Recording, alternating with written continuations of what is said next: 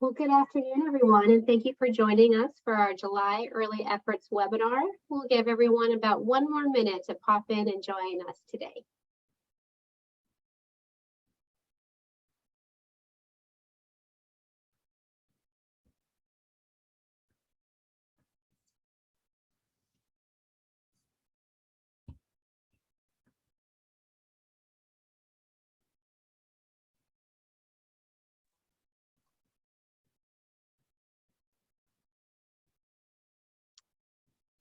Hello, as a quick reminder, thank you again for joining us on our Early Efforts webinar today for July.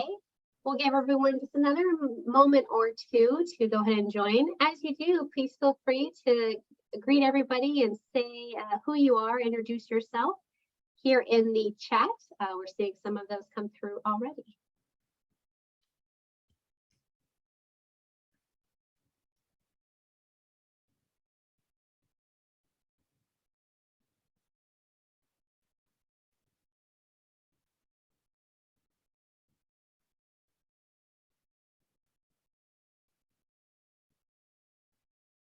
All right, we're going to go ahead and get started, but keep those greetings coming through in the chat. It's so great to see where everybody is from and to see some familiar names popping through here with our webinars. So with that, I'd like to say good afternoon, everybody, and welcome to our July Early Efforts webinar. We are so happy to have you all with us today. My name is Lauren Zabinski, and I am the Deputy Director for Early Learning Policy here at the Hunt Institute. And for the benefit of anyone who will be joining us for the first time today, the Hunt Institute is the creation of our founder and namesake, four-term North Carolina Governor Jim Hunt. We serve as an education policy support to governors, state legislators, and other high-level state education system leaders. We cover the full spectrum of education policy from early childhood all the way through the workforce. In our Early Efforts webinar series, we focus on the early childhood portion of this spectrum and are excited today to welcome a terrific panel to discuss shared services and how helping providers maximize resources to be able to better support families and children. And we'll tell you as a team, this has definitely been one of those webinars. We have been counting the weeks down, excited about this conversation that's going to take place today. Shared services for early childhood programs really is at the essence of pooling together to share the cost of running childcare programs and businesses, and ultimately helps to deliver services in a streamlined and efficient way. Services typically include front office support like accounting and human resources, even billing and technology support, and it helps procure supplies and training and technical assistance. All very important conversations in today's approach of childcare and the early childhood system. So to understand more about shared services, kind of the foundation behind it, and really some of the initiatives around shared services, we are joined today by three wonderful experts in the field. Our first panelist is Louise Stoney, co-founder of Opportunities Exchange, along with Monique Reynolds, Vice President of ECE Business Support and Sustainability, Quality Childcare for Children, and Paula Drew, Co-Director of Wisconsin Early Education Shared Services Network, Wisconsin Early Childhood Association. It is terrific to have the three of you with us today. Before we get started on this conversation that I've already alluded to and teased us enough about already, I just want to share a few housekeeping tips for those joining us today. Later in the hour, we will have some time to answer some questions that you all have as participants and audience members. If you would like to contribute a question, we ask that you use the Q&A function versus the chat. The chat box is great to introduce yourselves and share where you are coming from, but as you can already see, it does get overloaded with those welcome and introduction remarks. So if you have a question, please throw that in the Q&A and our team will lift those up to our panelists later in the hour. Also, know that today's session is being closed captioned. You can access those settings at the bottom of your screen. And finally, you will be able to view today's recording of the webinar on our YouTube channel within the next few days. So with that out of the way, let's jump into this conversation. I'm going to first ask each panelist to provide an overview of their work, but to get us started, let's hear a bit more about shared services and why they can be so important for so many of our early learning programs. So Luis, can you help kick off the conversation? Sure, I'm happy to do that. Let me actually share my screen here. Oops, that's not where I want to go. Here we go. So let's talk for a minute about why we're doing shared services. There's lots of talk about childcare right now, and an assumption that childcare is failing because of the pandemic. Yes, the pandemic had a devastating impact on childcare, but the truth of the matter is the childcare industry was weak before the pandemic, and it will continue. Just pouring money into the field isn't going to solve the fundamental problems. So what you see here on the screen is a snapshot of what we think is the fundamental problem in early care and education. In order to be a successful programs have to do both pedagogical leadership and business leadership, right? And most childcare programs in the United States are really small. The average childcare center is about 70 kids. There's a lot of centers that have 30, 40, 50 kids. Family childcare homes have even less than, obviously, by definition, very small. What that means is that all of this work falls on the shoulder of one individual who is responsible for a lot of really complex issues around child development and teacher supervision and all those pieces of pedagogical leadership, right, that require deep knowledge. They also have to be an expert in business, and childcare businesses are really hard to run. It is an impossible job. It is overwhelming for directors. It is super hard to do it well. So in many ways, we've kind of set people up for failure. Now, when we talk about sustainability, financial sustainability, it's crucial that leaders focus on what we call the iron triangle, right? Staying full, collecting your fees in full, understanding your costs. At the same time, you've got to be efficient administratively. You have to keep your admin costs and your non-classroom costs as low as possible so that you can drive as much dollars into classrooms to pay teachers good wages. And that couldn't be more important than now when it's so hard to find staff. So the bottom line is these are really difficult businesses to run. So how can shared services help? Well, one of the first things that shared services can do is to maximize the power of technology. The great thing is that there are technology tools, off-the-shelf products called Child Care Management Systems, CCMS, that actually can help programs efficiently run almost everything they have to do in their childcare business. These tools, many of you are familiar with them. They go by brand names like ProCare, Smart Care, Brightwheel, Wonder School. There's many, many of them, right? And they all have real benefits. So one of the first things that shared services does is really harness the power of technology and support providers with coaching linked to that technology, so they're actually able to manage their businesses more efficiently, so that if they have a very lean administrative structure, they can get things done and not leave money on the table. The cool thing is that the technology is getting better and better every day. So really small providers, like home-based childcare providers that might use a cell phone, they can actually run their business off a cell phone now, or an iPad. So the bottom line is this technology is getting much better. And some of the folks, and Monique actually can talk about this very specifically, have gotten dramatic results by helping programs maximize the power of technology and boost revenues. But for many programs, that's not enough. Especially for really small programs, they just need a deeper backbench.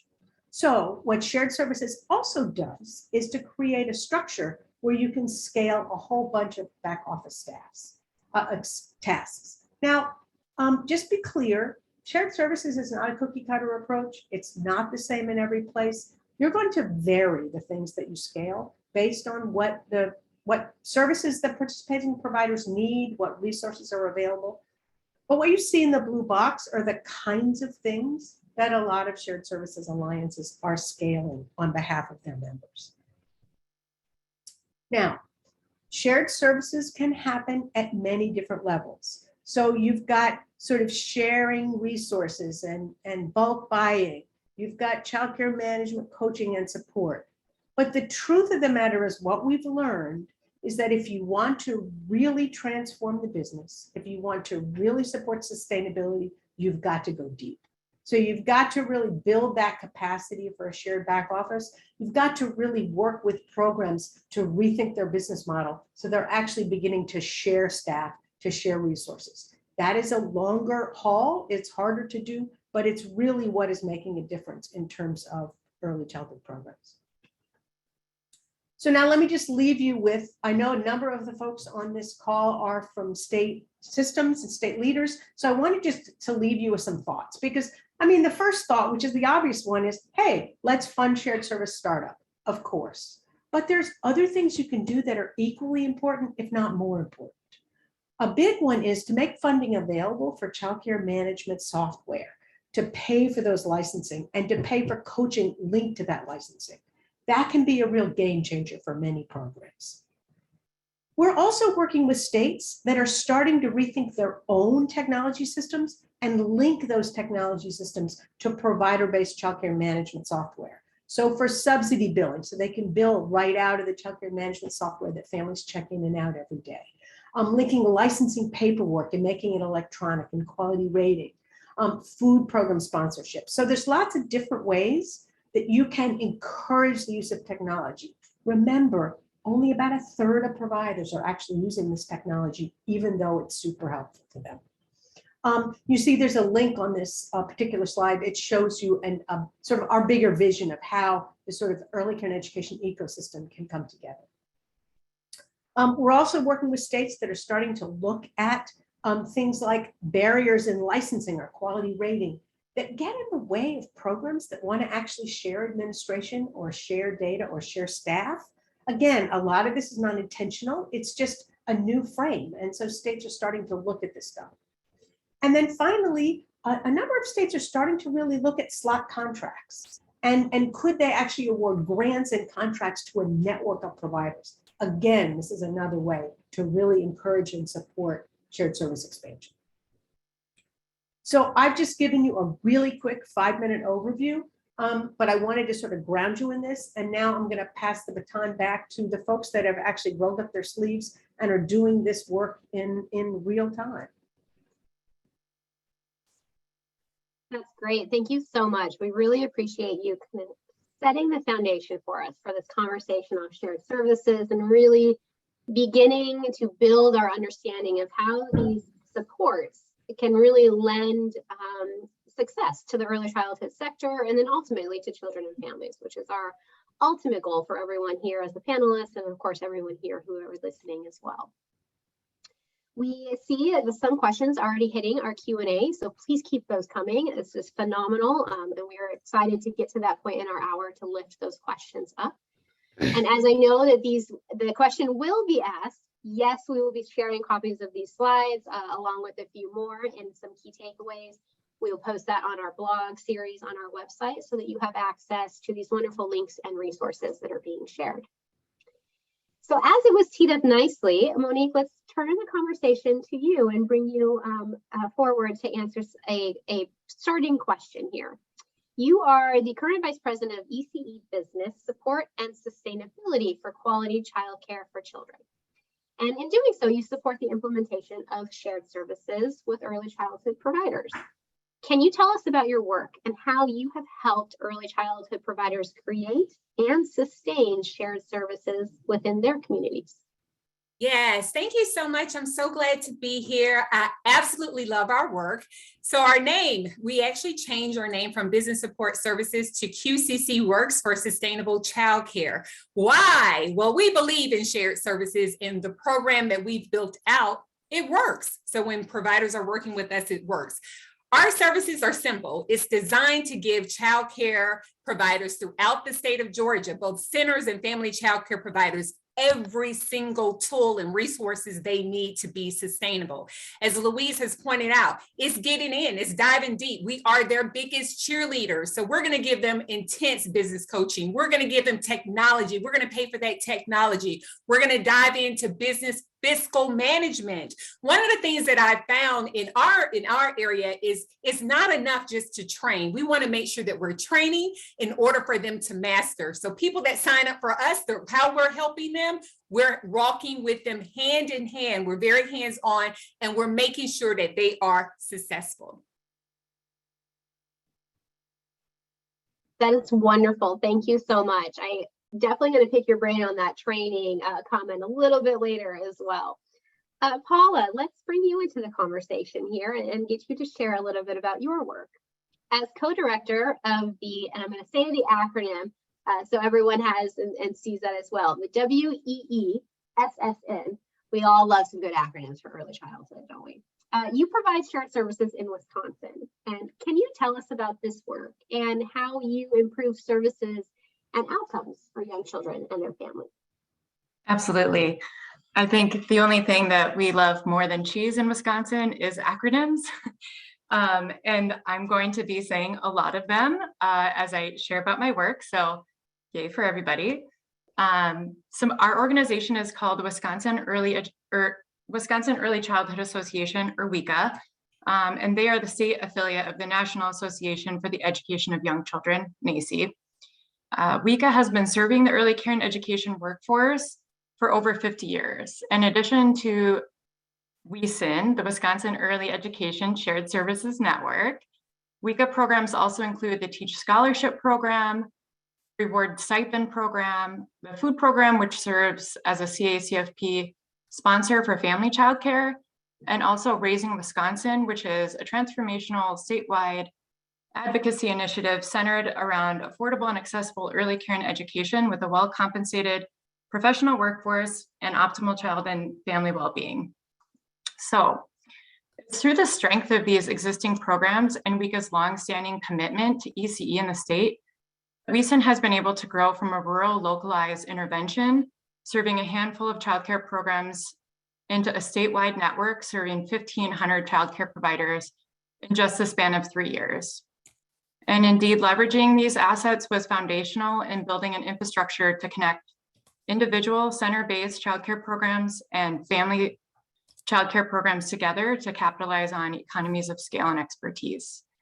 And now that scale of our network not only works to create benefits for the members within our network, but also enables us to push on systems and vendors that early care and education programs interact with to rethink policies, procedures that are outdated, inefficient, or unjust. With values rooted in equity, provider voice, innovation, and sustainability, WESN provides an infrastructure in which ECE programs are able to be big where that matters most, purchasing power, shared staff, and advocacy, while also remaining small where small is everything. And that's serving the unique contextual needs of the children and families they care for. WESN has 3 different tiers of service, ranging in depth of engagement with the overall program. All 3 tiers are available in English and Spanish and are aimed to save providers time and money and to support overall workplace well-being in an increasingly complex field. Tier 1 is focused on communication and individually accessible tools and templates through an online platform, as well as monthly newsletters and quarterly trainings. The second tier encompasses all the resources in Tier 1, as well as technical assistance and financial support to maximize the use of childcare management software. As Louise mentioned, and Monique strongly also believes, like, software and technology can help people save time and save money and make their administrative practices run more smoothly. So we support the financial use of accessing that software, and we also give technical assistance around how to use those tools. In addition, we offer a telemedicine and a teletherapy benefit and access to a virtual coach to answer questions and support individual providers. And while Tier 1 and Tier 2 can be accessed virtually and are available to providers no matter where they live in the state, as Louise said, the deep shared services are also working on sharing staff amongst programs. So our Tier 3 services are localized and they're available in 20 counties across the southern half of Wisconsin, And this is because in addition to the services provided in tiers 1 and 2, tier 3 offers that shared staffing. So providers have regular interactions with a coach who lives and has deep work experience within the communities they serve. Tier 3 also includes shared substitute teachers, we call that the relief squad, and shared back office supports, plus connections and financial support, increase interactions with local food producers. All WeSend staff, including myself and my fabulous co-director, Kelly Matthews, who is a brilliant family childcare expert. We all have at least 10 years experience working in the field as either a childcare program director or a family childcare provider ourselves. This lived experience, our innovation, and our iterative approach to programming, and our relationships with providers, community supporters, state and national experts, and regulatory systems have enabled us to continue our success in this work. And while we've come a long way, we realize there's actually so much more work to do to fulfill our vision, in which all early educators make dignified wages worthy of their experience and education, and all children receive quality care no matter their location or family income. That's wonderful. Thank you all so much for sharing so much already at this point in our conversation. As we start to move into further discussions, I do want to pause and take one question from the audience, since each of you mentioned it in your conversation, and we had a level setting of shared services. The question has been raised, what do we mean by shared staff? And so I want to give you all an opportunity to respond to that. So as we continue our conversation, we have that in the peripheral as well. So what do you all mean when you say shared staff? Well, why don't I kick off and I'll talk more broadly, and then these folks can give you the details. So that word can mean lots of different things, again, based on what needs to be shared. But here's what we typically see. We typically see, say, a shared fiscal management office to help programs with things like billing and fee collection, as well as subsidy management, reconciling payments, making sure that they're actually bringing all the dollars in. So that's a really key piece.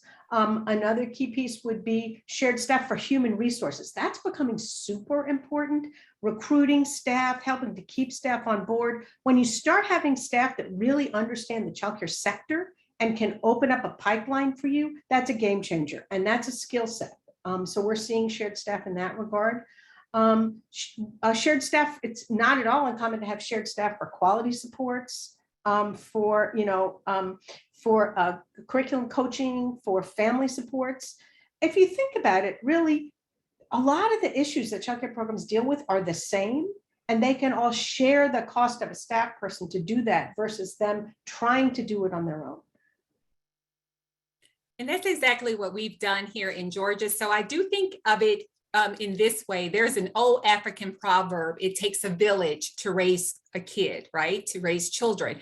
I look at our shared service the same way. It takes community leaders, it takes individuals. And in our department, we have the food program, we have quality rated TAs, we have the parent services. So it's a team of individuals and departments that we cross-function, we work together. So when we're pulling providers in to help them on the business side, we're also connecting them to a TA so that they can be quality rated. We're also connecting them to a representative in the food program so that they can get on the food program. So it's comprehensive. It's thinking of the whole child. We're thinking of the whole business owner and making sure that they have every single thing that they need. We're not working in silo. We're working across the sector. And one of the amazing things that we have, once they graduate out of our program, on the center side, we have an alumni group. On the Staff Family Childcare Network, they stay in. Well, they start sharing services. As Louise has mentioned, they'll share an administrative assistant where it would have cost them a lot of money to have that administrative system, that person at their center. And then what happens? They're putting on different hats. So that person that they initially wanted to come in to do that administrative stuff is pulled into the classroom. But when you're sharing that service, that person can come in for a couple of hours, get those things done, go to the next center. And so you see it across the board, not just administratively, but lawn service, someone, a handyman, they begin to share their services as well. I think I can just touch base on our shared substitute pool. First, I do want to agree that I think the beauty of a shared services network is that you can leverage that expertise that Monique and Louise mentioned. Childcare providers are lucky to have more than one person doing their administrative functions, which means they have to be an expert in everything. And it's hard to be an expert in all things administration and also provide quality care for kids. So across a network, that means that people get to share that HR expert, that financial specialist. And for us, we've built something we call it the Relief Squad, and it's a pool of substitute teachers. We hire them, we train them in-house. We have a set of policies and procedures and how this part of our program is used. And then they work amongst the childcare programs within our regional cohorts as substitute teachers. And for us, the thing that I think really is helpful, this isn't care for sort of like somebody who's sick in the middle of the night, but it's that care for if somebody has a planned absence, it's a trip, it's a family childcare, doing all for doctor's visits and other things. And then, so we always say, don't let go of your regular substitute teachers if you have them, but this is an added support so that that admin person, like Monique mentioned, isn't having to go into the classroom unnecessarily. Thank you all for expanding on that shared staff definition. It's so interesting to hear from multiple perspectives and experiences on what that means to you and what it could potentially mean to those who are listening today. And especially love that it really has almost like an open-ended definition, right? It's based on the needs of the program and needs of those involved, and it lends that opportunity to be able to fill that need. As we continue to move into our conversation, we will make sure that we are opening our questions to all three of you to respond and keep this conversation going like that, and invite you all to connect and to keep contributing as you have additional ideas to share with those participating today. So it is clear from what you all have shared thus far that shared services can really change the way that early childhood providers deliver services and how they ultimately improve outcomes for children and families, and even the community as a whole. Can you share with us some provider best practices, and if applicable, some on-the-ground examples of how these best practices have really been implemented? And for this, Monique, why don't we start with you, and then we'll go to Paula and Louise. So I love best practices, and what we found, we just go by what Louise built. I mean, it's like we have a model, the ECE Iron Triangle. We focus on enrollment, full fee collection, and revenue cost covers per child. That's it. And so when you zoom in and laser focus on those three areas, that's the practice. We want all of our providers to be full enrollment.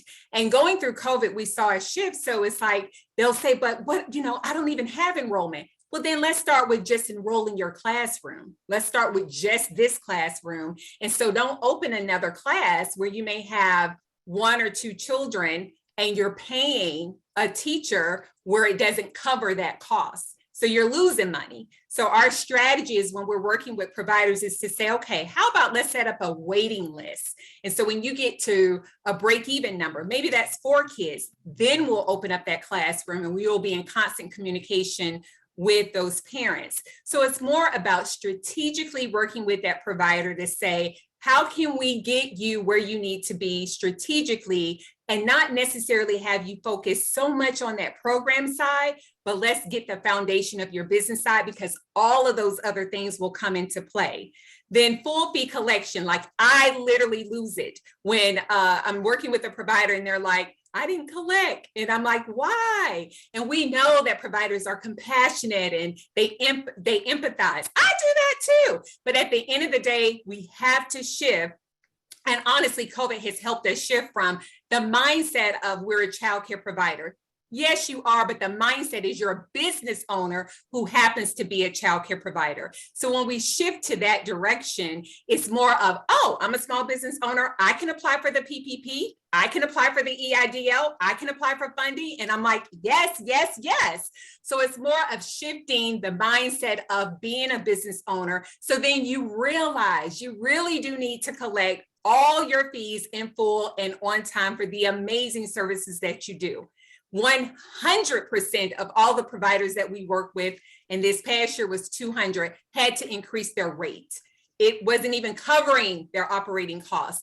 It's not even a competition that this provider is going to compete against this provider. Your operating expenses are different. If you're a family childcare provider, your home, your mortgage or your home is different. So you're not competing. The baseline has to cover just what you need to even break even. So it's using those 3 strategies. And my team, we don't go outside of that because we have other people that support those other areas. We stay laser focused to make sure that those providers are focusing on their business so that they can be sustainable.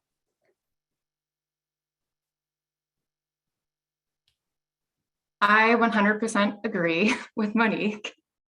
I see best practices really rooted in strong policies, right? Helping providers create a strong policy that works for them. I help people, our coaches help people understand almost every policy you have has a financial implication. Do you know what that is? Is it reflected in your budget? So having strong policies and also coaching them to implement their policies. Folks in the caring industry sometimes don't want to say something that they think is going to upset a parent. And so sometimes we do just some practice, some coaching around practicing having a conversation around paying on time. And providers always say, once I created that policy and I told everybody what it was, they just started following it. And I think there's so much fear that they're going to lose business or somebody's going to be upset. But they, like Monique said, these are business owners and they need to create the policies that are going to help them be sustainable over time and then implement them. And in addition to sort of the policy piece, I want to go back to what Louise was saying around childcare management software. And we really do sort of touch on that with our professional development, with our newsletters, with our individual coaching, helping people access and utilize childcare management software. But as a network, we've also had to do a lot of work on the backside to ensure that that software that our provider is using is meeting their needs. And that for us meant vetting a number of different vendors over the years. Louise has seen us progress, and we stumbled, we spent a lot of money on something that didn't work. We found a vendor that worked really well with us and for our providers. And then we worked with them to make it better. So we brought along our state licensing team to say, look, we want to be able to use the software to do all of the data point collections. We no longer want providers using paper. And so we actually had to approach our Department of Children and Families to make a practice change around allowing family childcare providers to use technology to meet those data regulatory requirements. And we were successful. We also have built a relationship with a credit card processor to provide lower ACH and credit card debit rates. And then we built an API with the CCMS that we're using so that our providers are now getting this lower rate and are more willing to take online payments. And then lastly, because we do serve both English and Spanish speaking providers, we are now working with the Alliance Core, that's the software vendor that we use, to fully translate their software into Spanish so it's entirely usable for Spanish speaking parents and Spanish speaking providers. So I want to actually bookend what both of these guys have said and to underscore that, it's really what happens to providers a lot is that they feel out of control. They feel like, oh my God, they can't control COVID. They can't control the markets. They often can't control the rates, right? But what both Paula and Monique are doing is helping them harness what they can control. And when you do that, it produces results. So to take a page out of Monique's book, in the first, Monique actually did a careful analysis of sort of the results of the providers in her first year. And she had 40 providers in her first cohort. And actually good data from only 24. So just among 24 providers, Monique identified $500,000 of money that they were not collecting. And within 1 year, she actually got them systems in place to recover that. So if you don't believe that harnessing the power of what you can control will pay off, we've got evidence that it does. We're all over here just smiling and nodding our heads. This conversation is just, it's phenomenal. And I think really sparking some thoughts as we're seeing it already coming up through in the chat with the participants who are listening today. And also sparking some really great conversations, seeing quite a few of them pop up in our Q&A, which we'll get to in just a moment, I promise. But I do want to pose one more question to our three panelists that will, I think, springboard us into some audience Q&A. I'd really like to kind of take one more step back and look at this big picture as we talk about shared services. And when considering shared services for early childhood, what do you see are the biggest barriers to providers accessing shared services? And maybe what are some of the solutions that you have seen in response to some of those barriers? And I'm going to open this to all three, so whomever would like to respond first. Actually, let me jump in and answer this first, because I'm going to say something that's probably controversial, and that's okay. I'm allowed to do that. I actually think the biggest barriers are the intermediaries. I think that we need the folks that, when I call intermediaries, I mean the child care research and referral agencies, the associations for the education of young children, the provider associations, all those folks that play a key leadership role in the field. Many of them do not understand shared services, do not embrace automation, aren't leading, aren't helping the field to lead in an environment of getting bigger. And we need those folks to get on board, because they really are key messengers. You're hearing right now today from two intermediaries that really changed the way they do business and are operating in an entirely different way, an AEYC and an R&R. And that's what we need. We need folks like them all across the country to be bold, to be willing to try. I mean, Paula just told you, we tried something and it didn't work. That takes guts. That's what we need. Not just people who get a grant and follow the rules of the grant, but who step out of their space of comfort and say, wait a minute, we need to lead in a totally different way. I totally echo everything that Louise has said. And then in addition to that, it's one of those things where in the gut of a provider is fear. This is different. Automation is different. They've never had to do this. And it's scary. And so you're thinking, I've only done it this way. It's worked for me. I've been doing this for 20 years. Why change?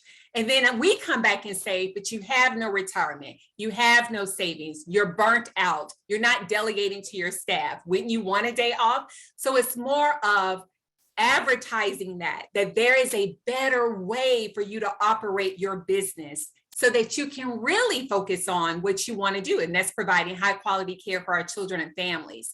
So it's marketing. And I agree. If everybody is saying the same messages, it's not this organization against this organization. As I mentioned about the centers, we're not in competition. We're all wanting our child care industry to advance and to be a industry that everyone should pay attention to, because it's gonna get worse if we do not start taking action now. And then, as Louise stated, we've proven the results. I can guarantee anybody that works with us will be sustainable. So that's not like, okay, try us. We've proven the model. We know that it's successful. And so that's something that we should really brag about and talk about to everyone. You've got to get in this program because look at the results. So if we kind of echo that and everyone is giving that message, we will see a drastic change in this industry, and not just state in this state over here. It will be the entire world. I think I want to back up a little bit and just think about what enabled us to start our program was funders willing to take a chance on us. When we started our network, we at one time were juggling two handfuls of different pots of funding to support our network getting off the ground. And the majority of them were not early childhood funders. They were people who could understand our vision of connecting these individual businesses doing the same thing alone together so they could maximize the use of, staff, technology, those sorts of things. And I think it does take financial support to get a well-functioning network off the ground, and it takes time. And sometimes, there's a grant, it's $200,000 and you've got to spend it down in 1 year and have a million results. And that's just not the way it's worked for our story for shared services. It's taken us 3 years to build the relationships, to stumble a million times, to make mistakes and figure out what's right. And I guess the last thing I'll say, in witnessing other networks coming online and trying things out, is that I strongly believe that a network that is either informed or run by strong leaders in early care and education is going to hit the mark most often. People staffed by people who've been a family child care provider or a center director, there's a different sort of understanding, and also that comes with trust. Like the provider trusts us because they know we've been in their shoes. And doing work with people who run their own business, who've been running their own business for 30 years, and now we're asking them to try something entirely different with their finances. If you don't have trust, you're not going to get anywhere. So time, money, and expertise in the field, I think, are the three key ingredients to forming a strong network. Actually listening to these guys makes me want to add one more thing, which is I think that historically folks have thought about networks as, here's somebody who has power over me. Here's somebody who's going to rate me, who's going to judge me, who's going to monitor me. Shared services is about power with providers. We're basically about saying to providers, we want to help you earn more money. We want to help you. We're not here to judge you or to control you. We want to actually build you up. And that is very different mindset. And I think it takes a while for providers to actually believe it's true. That's a really powerful statement. Thank you for adding that in. And Paula, in your response, you kind of teed us up for a question that we've actually seen popped up through the Q&A multiple times. And it, of course, is the question of funding. How are programs, how are communities funding shared services? So I want to open that up to the three of you. And what kind of approaches to funding? Paula, you mentioned you all identified a funder that provided support, but what approaches have you all seen that have been successful to answer this this barrier of funding here for those that are posing that? I'll jump in. I think it's more of, I'm really excited about this opportunity, and there's a silver lining with COVID, because in the past, I believe most of the funding has come from typical early childhood educator organizations who believe in education and that sort of thing, which is great. But what we have seen are businesses saying, wait a minute, they're talking about business support? Well, I own a bank. I can contribute to that. This is a whole nother area of practices that I would like to see. I didn't think of the childcare industry as an opportunity for me to invest. I didn't look at it that way. So I feel like we are opening up a whole can of worms, good worms, where we're getting the attention of a lot of people that would normally not even think about childcare to fund, that are stepping up boldly with their financial contributions to say, I want a part of that. I want to be able to say that I help my community. I can have the childcare programs near jobs that I need my workers to come back to work. I need to contribute to that so that we're making a difference. So that's what we see in our state. And then we're just so blessed that our licensing agency supports the work that we do. And this was on their radar. So even with their consultants, they take a strengthening business practice course. Our TAs, we pulled them into business support. So now is the time that we need to act, because the attention is shifting. It's that pedagogical leadership clashing with business support, and boom, it's becoming amazing, because now all the pieces are together for us to succeed. I want to echo what you said, Monique, about state system support. I think that's critical. You know, when we were getting off the ground, we did have a lot of little funders, and that was amazing. That's what we needed to sort of like prove out our concept and to get going. But eventually, managing those 12 different grants took up the majority of my time, right? I was writing for grants, I was reporting on grants. And all the while the state was sort of watching us and seeing like, well, what are these folks up to? And eventually we wrote for a PDG grant to expand our tier 3 services to 6 new counties during the beginning of the pandemic. And that was, I think, sort of the state's opportunity to really watch what we were doing. And they really jumped in with 2 feet after that and said, look, you know, we've got a lot of COVID funding, and we're going to support the full expansion of your network statewide. And that would have never happened without the state's support. And now, while we are completely separate, and I think it was Louise that said it, you know, we are not licensing, we're not QRIS, we meet providers no matter where they are without judgment. So we're careful about that relationship with the state in which we share information and thoughts back and forth routinely with our state partners. They'll call on us to say, hey, we're thinking about putting a new opportunity out to providers. This is how we were going to implement it. Does that sound accurate to you? What would you change? And that feels really good, but it also feels really good to be able to say to a provider, you know, I'm your coach. I'm going to meet you here with whatever you have, and I'm going to help you reach your own individual goals. And it's remarkable to have state partners that totally respect that. I think what you're hearing is that shared service funding is very diverse. It comes from many different sources, and increasingly it comes from non-traditional sources. The one thing I want to underscore is it also does come in many cases from membership fees. So members of alliances do pay fees. And people will say, oh my God, how can providers afford it? Well, let me tell you something. If shared services works, the providers are earning more money. And so some of that money goes to pay for a service that's helping them earn money. So this is all part of the process.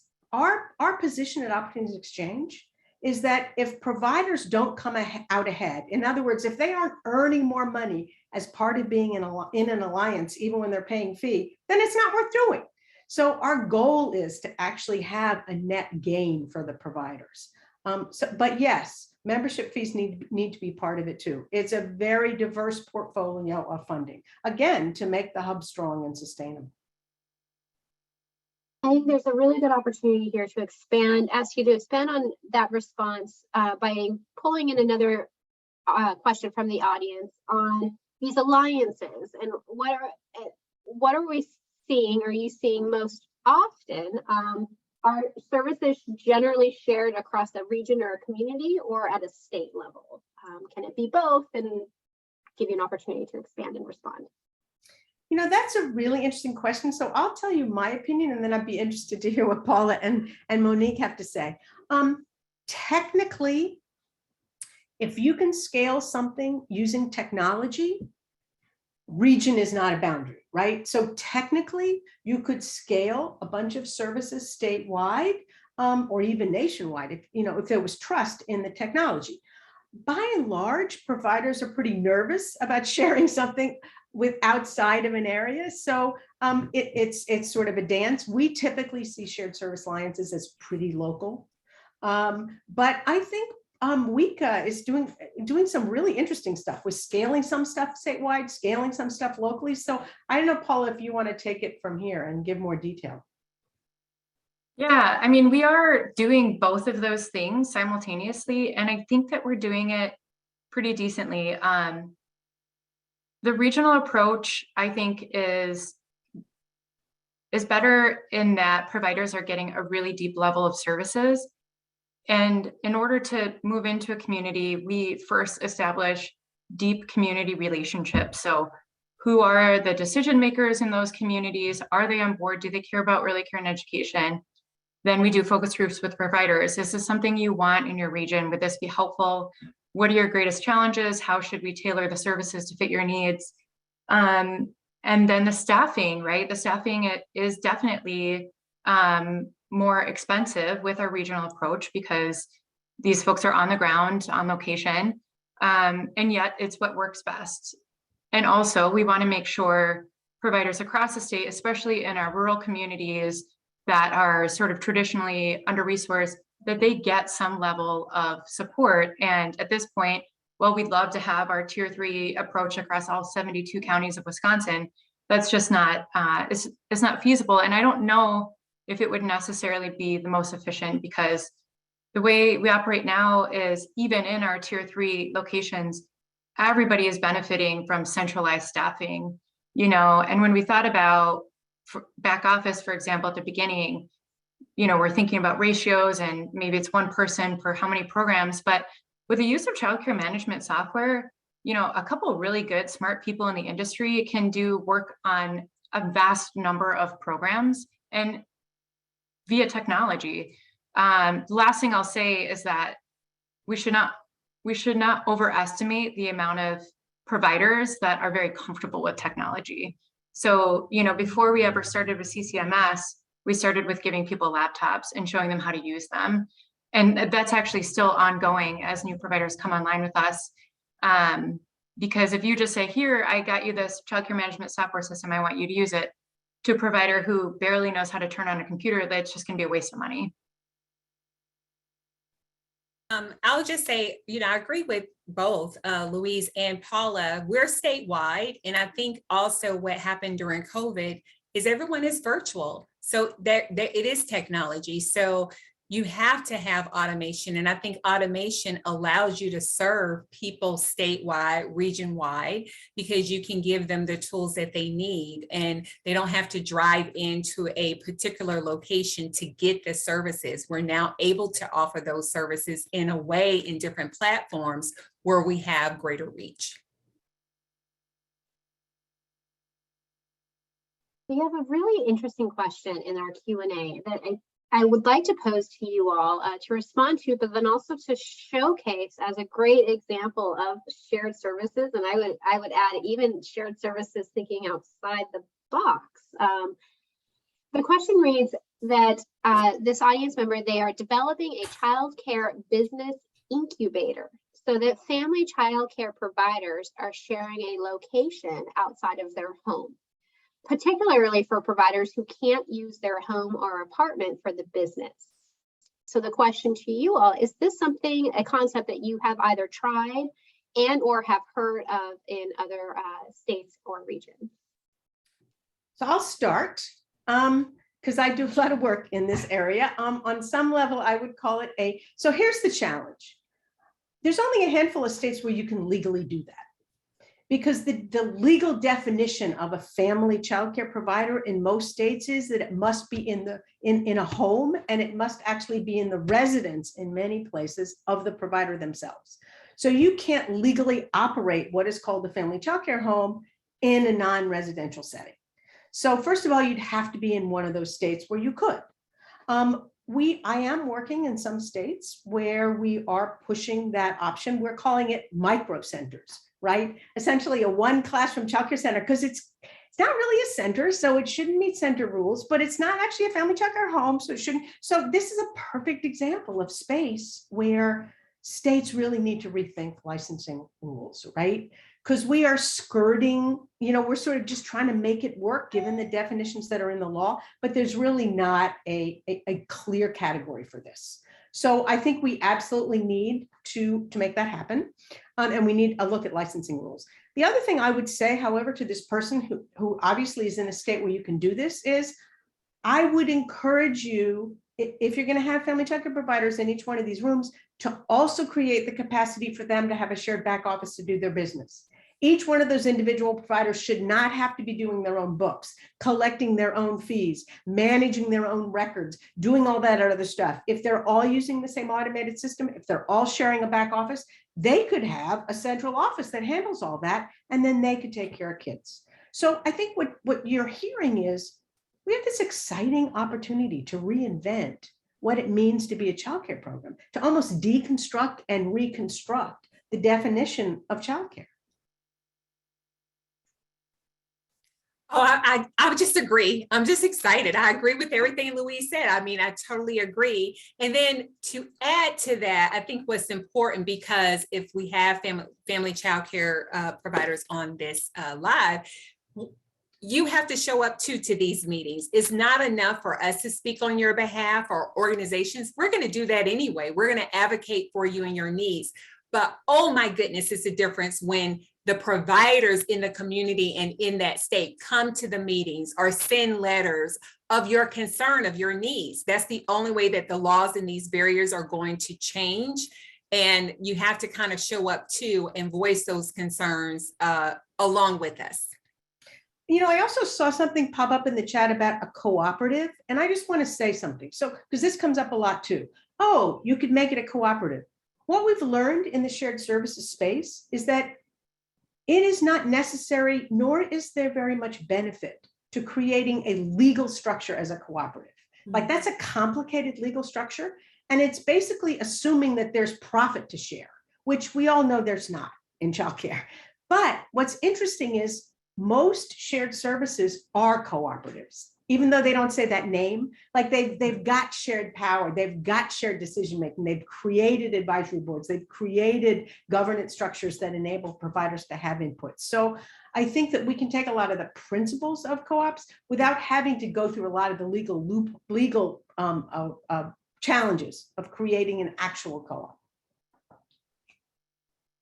I'll just add two other things. I think it's a brilliant idea. We have some providers in the state of Wisconsin that are deeply thinking about this.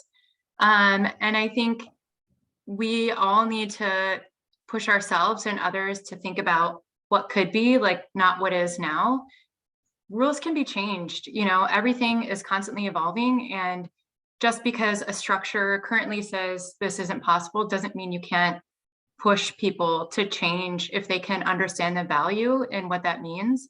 And then lastly, I'll just mention from last I heard in terms of the CACFP is that family child care providers must be operating at a residence to be able to get access to the compensation for the food program. So this is something we could all push on, right?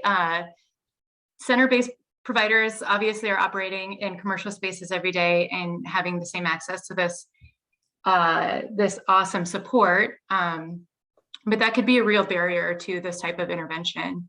Really quickly, one provider that I know is splitting her house in two and having one family child care operating on the first floor and one operating in the basement, sort of see if that could be a fix for that specific situation.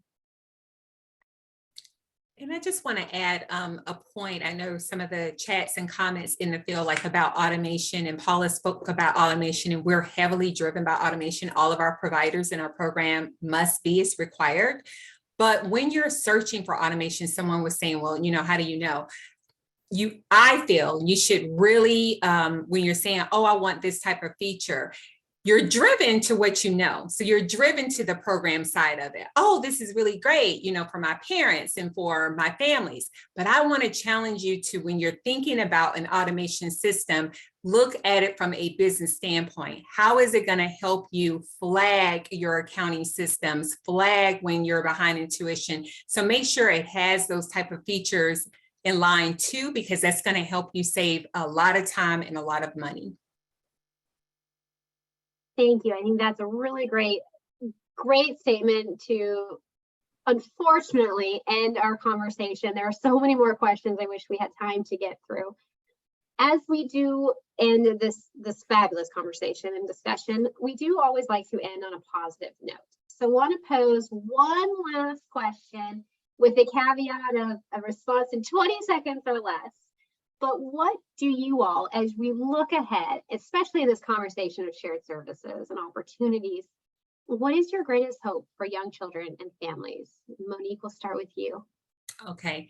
My greatest hope is that they have everything that they need to be successful, and the families don't have to worry about dropping off their child and the center is closed or the family child care provider is closed. That we as a nation, as individual people, are contributing to the next generation And we're making this a priority. We talk and talk about, we love our children. We want more for our children, but we need to put our time, our effort, and our money behind that statement. Thank you. How about you, Paula? And then Lisa will end with you. My hope is that as many people as possible today reach out to their members of Congress and encourage them to vote for the reconciliation package that includes funding for childcare. That's my hope. And I hope that every child has a reflective teacher that loves her job. And I hope that every teacher has a supervisor who has time to help her teach and to help make her job good. And I hope every supervisor has a director who's not overwhelmed and not swallowed up by her job and not feeling lost every day. So to me, that's why I do this work every day. What a great comment to end on. Louise Stoney, Paula Drew, Monique Reynolds, thank you all three of you for joining us today. Thank you everyone who is on the webinar for joining us today. We know everyone's schedules are crazy and hectic, especially in the middle of the day, but we were so happy to be able to have this conversation and highlight some of this fabulous work. I would also like to invite you, one, to go back and review the recordings and the blog with keynotes and the PowerPoint slides that will accompany that on our website, and to join us for our next series and additional webinars. On August 2nd, we will have the business case for early childhood. I think a nice little follow-up to this conversation. And then on August 26th, our race and education collaboration of supporting children's positive ethnic racial identity webinar. With that, thank you all again. It was a fabulous day, fabulous afternoon, and we hope that continues. Thanks. Everyone.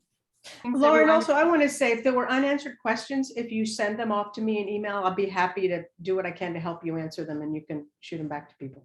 Thanks so much. We'll make sure we have that connection. All right. Thanks, Take care. everyone. Bye.